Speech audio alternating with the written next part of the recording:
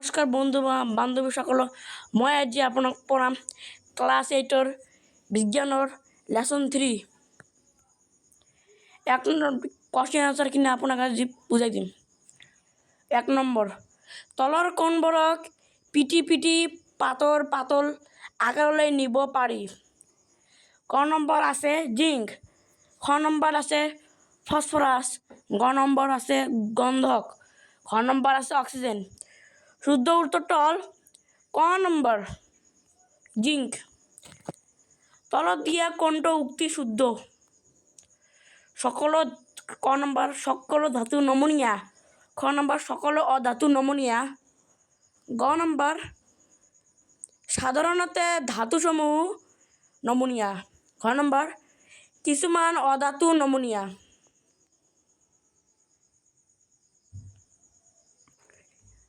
উত্তৰ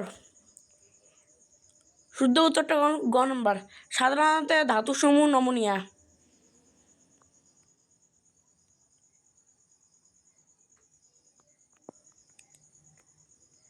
খালি ঠাই পূৰ কৰা। ফসফৰাছ এবিধ অতি সক্ৰিয় ধাতু। ধাতুসমূহ তাপ আৰু বিদ্যুতৰ সুপৰিবাহী। তামতকৈ লৌহ অধিক সক্ৰিয়। খ নম্বৰ ধাতুসমূহে অম্লৰ সৈতে বিক্ৰিয়া কৰি হাইড্ৰজেন গেছ উৎপন্ন কৰে। 4 নম্বৰ উক্তিবোৰ শুদ্ধ আৰু অশুদ্ধ চিহ্নিত কৰা। ক নম্বৰ সাধাৰণতে অধাতুসমূহে অম্লৰ সৈতে বিক্ৰিয়া কৰে। তাৰ মানে সাধাৰণতে অধাতুসমূহ অম্লৰ সৈতে বিক্ৰিয়া নকৰে। অশুদ্ধ উত্তৰ। খ নম্বৰ সোডিয়াম এবিধ বৰ সক্ৰিয় ধাতু। উত্তৰ শুদ্ধ। গ নম্বৰ জিংক সালফেটৰ দ্ৰব্যৰ পৰা তামে জিংক অপসাৰিত কৰে। উত্তৰ অশুদ্ধ। কয়লা টানি তাৰৰ ৰূপ দিব পাৰি। উত্তৰ অশুদ্ধ। 5 নম্বৰ তলৰ ধৰ্মসমূহৰ ওপৰত ভিত্তি কৰি ধাতু আৰু অধাতুৰ পাৰ্থক্য লিখা। ধৰ্ম বাহ্যিক ৰূপ, ধাতু চিকমিকিয়া, অধাতুৰ কি হবে অনুজ্জ্বল। কঠিনতা কঠিন কোমল। ঘাতচহনীয়তা ধাতুক কোবাই পাথৰ আকাৰত গঢ় দিব পাৰি, অধাতুক কোবালে গুৰি হৈ যায়। নমনীয়া ধাতুক টানি তাৰৰ আকাৰ দিব পাৰি, অধাতুক টানি তাৰৰ আকাৰ দিব নোৱাৰি। অধাতুৰ তাপ পৰিবাহিতা থাৰ্মোমিটাৰ। ধাতু সুপৰিবাহী, অধাতু কুপৰিবাহী।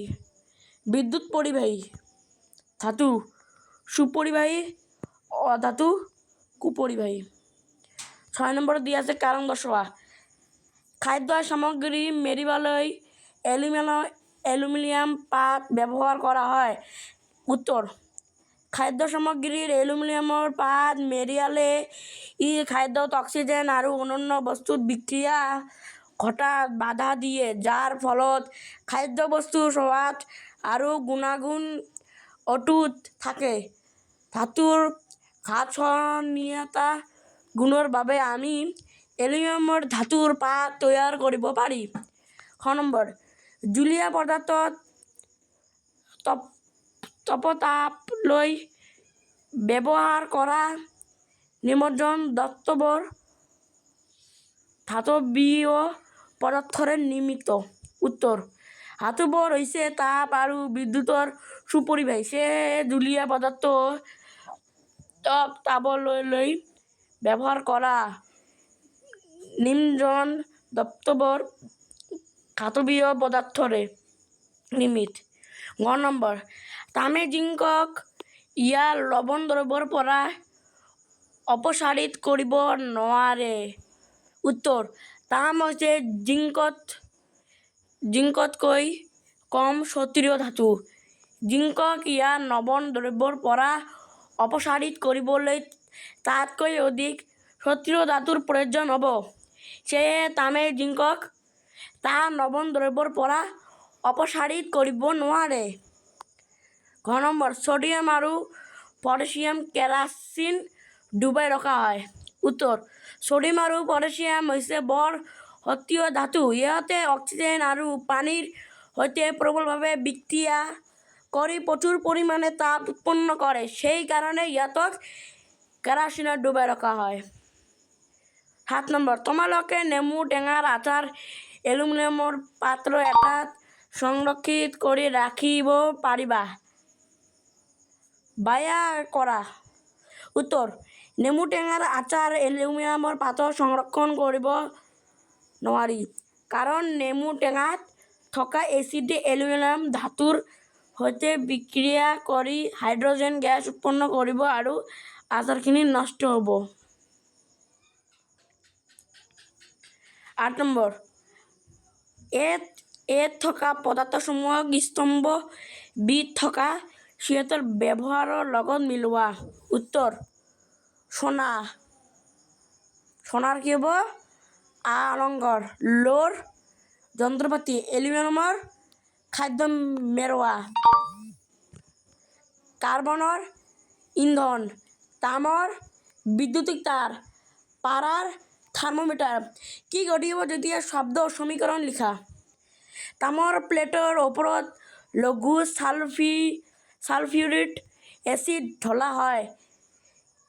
উত্তৰ, যেতিয়া তাম কপাৰৰ প্লেটৰ ওপৰত লঘু ছালফেটৰ এচিড ঢলা হয় তেতিয়া তায়ে লঘু ছালফিউৰিক এচিডৰ সৈতে বিক্ৰিয়া কৰি কপাৰ ছালফেট উৎপন্ন কৰে আৰু হাইড্ৰজেন গেছ মুক্ত হয়।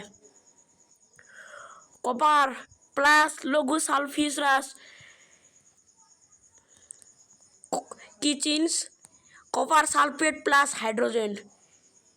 Cu plus H2SO4 bracket CuSO4 plus H2। খ নম্বৰ, কপাৰ ছালফেট দ্ৰব্য লোৰ গজাল ৰখা হয়। উত্তৰ, কপাৰ ছালফেট CuSO4 দ্ৰব্যত যেতিয়া লোৰ গজাল ৰখা হয় তেতিয়া লোৱে কপাৰ ছালফেটৰ পৰা কপাৰক অপসাৰিত কৰে।